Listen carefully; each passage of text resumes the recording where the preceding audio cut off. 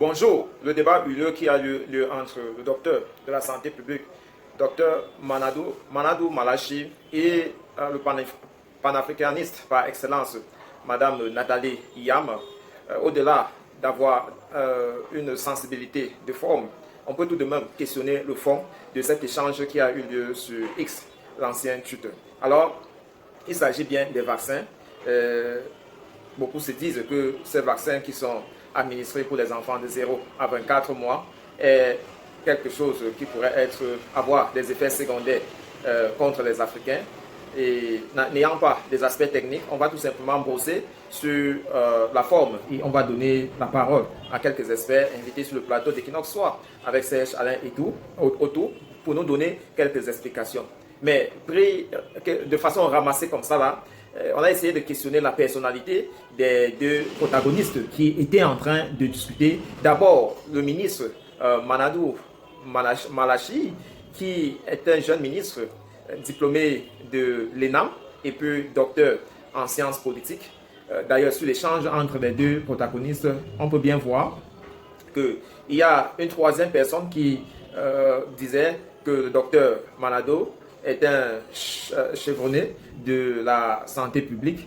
Et voilà que Mme Yam a intervenu pour dire non, il est docteur en philosophie.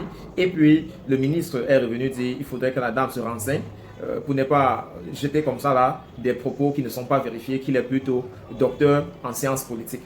Et on se rappelle, il n'y a pas très longtemps, il a fait 2 événements sur la place publique qui a montré qu'il a plus d'intérêt pour la politique que la science, que la santé publique. Prenons comme ça là d'abord l'organisation de la marche pour le président de la République qu'il avait organisée alors que Maurice Kamto venait d'installer le secrétariat régional de la région du centre. Eh bien, Manadou, pour la réponse que Maurice Kamto avait mobilisé près de 3000 âmes pour cet événement-là et aller à l'extrême nord, organiser sa part, habiller près de 1000 jeunes avec lesquels il a présenté son mot de soutien au président de la République Biya. Vendredi 19h, 21h, 18h, 20h, en temps universel. 321 000 doses du premier vaccin antipaludique recommandé par l'Organisation mondiale de la santé, réceptionné le 21 novembre dernier par le ministre de la Santé publique, Dr Manadou Malachi. Le Cameroun devient ainsi le premier pays à recevoir le vaccin, bien que n'ayant pas participé au programme pilote de vaccination contre le paludisme. Le Cameroun va rejoindre dans les prochaines semaines des pays comme le Ghana, le Kenya et le Malawi qui, depuis 2019, administrent les 4 doses du vaccin antipaludique aux enfants dès l'âge de 5 mois. Dans le cadre du programme pilote connu sous le nom Programme de mise en œuvre du vaccin antipaludique MVIP en abrégé. L'arrivée des vaccins antipaludiques marque une étape historique dans notre lutte contre le paludisme, maladie qui constitue toujours une menace pour la santé publique dans notre pays, a affirmé le docteur Manadou Malachi, ministre de la Santé publique. Le paludisme frappe surtout le continent africain qui comptait en 2021 environ 95% des cas de paludisme dans le monde et 96% des cas de décès liés à cette maladie. Le Cameroun, le Burkina Faso, le Libéria, le Niger et Sierra Leone recevront après le Cameroun, ces pays recevront donc dans les prochaines semaines 1 700 000 doses de vaccins antipaludiques RTS-S.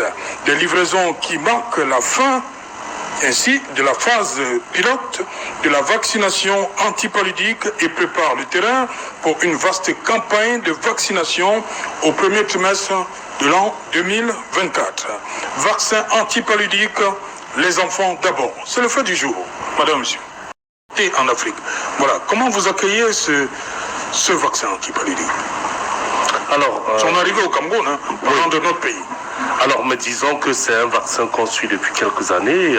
On a assisté à plusieurs groupes de discussion au niveau africain avec les différents experts, et parmi lesquels vous savez qu'on a le professeur Rose Leké, qui est une épidémiologiste de haut rang, qui a travaillé dans le cadre de la recherche de ce vaccin.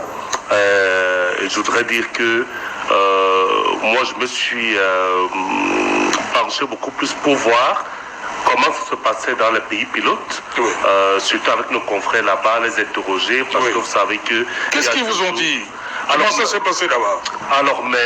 Vous voulez parler du Ghana, du Kenya et du Malawi? Oui, et du Malawi. Vous savez qu'en tant que journaliste scientifique, dans tous ces pays, on a la chance d'avoir des associations des journalistes scientifiques. Et nous avons eu effectivement à discuter. Et ce qui est revenu effectivement, c'est que comme toute nouvelle stratégie de santé publique, c'est mitigé. Mais ce qui nous a conforté un tout petit peu, c'est que on n'a pas quand même eu les hécatombes. Ça veut dire que pendant la phase d'expérimentation, on n'a pas relevé par exemple une morbidité élevée. On n'a pas... Est-ce qu'il y a eu, on voit parler d'effets secondaires? Oui, il y a eu des effets secondaires qui ont d'ailleurs créé des inquiétudes dans des familles, parce qu'effectivement, quand vous amenez votre enfant, on administre un vaccin et que peut-être après il est irrité, après il présente un comportement anormal, après c'est normal que ça inquiète. Ça c'est normal, docteur, une minute? Docteur, c'est normal? Les effets secondaires? Non, tous les médicaments, il faut tout produit pharmaceutique. À partir de la phase 2, le profil d'unicité est déjà étudié. Quand on arrive à la phase 3, l'étude des effets est indésirable. Hein. Oui, c'est pas secondaire, c'est vraiment indésirable. Indésirable. À ce moment-là, on fait quelque chose d'assez large. Oui. S'il y a même une liaison temporelle entre la prise du médicament et l'apparition de l'effet, même s'il n'est pas établi un lien de causalité entre les deux, il est inclus comme les résultats de l'étude. Okay. Donc lorsqu'on arrive à mettre les drapeaux rouges, comme ça qu'on appelle, sur ces événements indésirables, il est suivi pendant la phase de la phase pilote. Donc au cours de la phase pilote, les 3 événements indésirables qui étaient redoutés ont été éliminés de la causalité. Seule la convulsion fébrile, dans 0,1% des cas, suivant les 7 jours suivant la vaccination, est inclus dans les événements indésirables de la vaccination pour le paludisme. Mais c'est quelque chose qu'il faut intégrer dans l'étude. Justement, ça fait partie de la transparence des données qui sont accessibles publiquement pour tout le monde pour ces données. Ok. Joseph Bembo. Oui, donc je suis en train d'expliquer que c'est ces événements-là qu'on a eu à observer, que ce soit au Kenya, au Ghana ou au Malawi. Et d'ailleurs que jusqu'à ce matin, on discutait encore dans notre forum avec des autres confrères qui nous disaient c'est une bonne chose. Mais je pense que si on peut apprécier les politiques publiques d'avoir fait venir ce vaccin, on peut quand même regretter de la façon dont le vaccin arrive au Cameroun. Et je crois que, et puis maintenant les contextes liés tout autour. Premier élément, le vaccin est arrivé avant même que le pays ait pris la peine. Et c'est la même chose qui était arrivé avec Covid. Ça veut dire qu'on est arrivé, pendant qu'on s'apprêtait encore à l'arrivée du vaccin contre le Covid, on a appris que le vaccin arrivait et le lendemain il fallait vacciner sans que la population n'ait été suffisamment informée. Ça veut dire que ce qu'on regrette, et je pense que cela commence à être corrigé, c'est qu'il aurait fallu une bonne préparation et que des experts, ça veut dire que nous avons 2 comités scientifiques qui tranchent en matière de vaccins, de vaccination au Cameroun. On aurait bien voulu voir ces experts-là prendre le devant de la scène et venir du haut de leur expertise. Parce que vous savez, quand c'est le ministre qui parle, on vous dit c'est l'homme politique. On vous dit, lui, il est là pour défendre les intérêts du RDPC. Il est là pour défendre les intérêts politiques. Mais c'est intéressant de voir, par exemple, ces différents professeurs de médecine qui sont dans ce comité-là, qui prennent la parole et qui viennent dire clairement qu'est-ce qui a motivé ces éléments-là. Ça, c'est le premier élément. Le deuxième élément, c'est que, et vous pouvez bien comprendre l'opinion, quelques jours après l'arrivée des vaccins, on annonce quand même l'arrivée du patron de l'Alliance Gavi qui doit arriver. Et ça fait que les gens se disent, en fait, vous savez, aujourd'hui, on ne peut pas s'en passer de ces éléments d'analyse. Ça veut dire qu'aujourd'hui, vous avez les gens qui vous disent, mais nous savons que Gavi, c'est lui qui finance. Et chacun fait des interprétations de Gavi en sa façon. Et puis maintenant, il n'y a que les déclarations de Gavi parfois laissent des zones d'ombre. Donc ça fait que l'arrivée quand même, ça veut dire cette coïncidence-là, vous avez les vaccins qui arrivent. Et rappelons que le souci ici n'est pas que le Cameroun reçoive ces vaccins, mais premier élément, le Cameroun est le premier pays, ça veut dire après la phase expérimentale, le Cameroun est le premier pays à recevoir les doses de vaccins. Deuxième élément, le Cameroun, dans ce moment-ci, reçoit également le patron. Je crois que c'est tout cela qui crée des interrogations dans l'esprit des citoyens qui se demandent, et ce n'est pas mauvais, oui. Ce n'est pas mauvais. Alors, je reviens pour dire que je crois que quelque chose de fondamental a été peut-être mal agencé, c'est la communication. Voilà, surtout voilà. Les experts. Avec les experts qui, à ma foi, auraient pris le taureau par les cornes, auraient expliqué, parce que c'est quand le vaccin est arrivé que chacun a commencé à aller fouiller sur Internet. Et tout le monde, ces gens-là, ne connaît pas quels sont les sites. Quels sont les sites officiels où on trouve la bonne information. Donc chacun va y chercher et va trouver sa part, celui qui va sur Facebook, celui qui va sur TikTok, celui qui va, etc.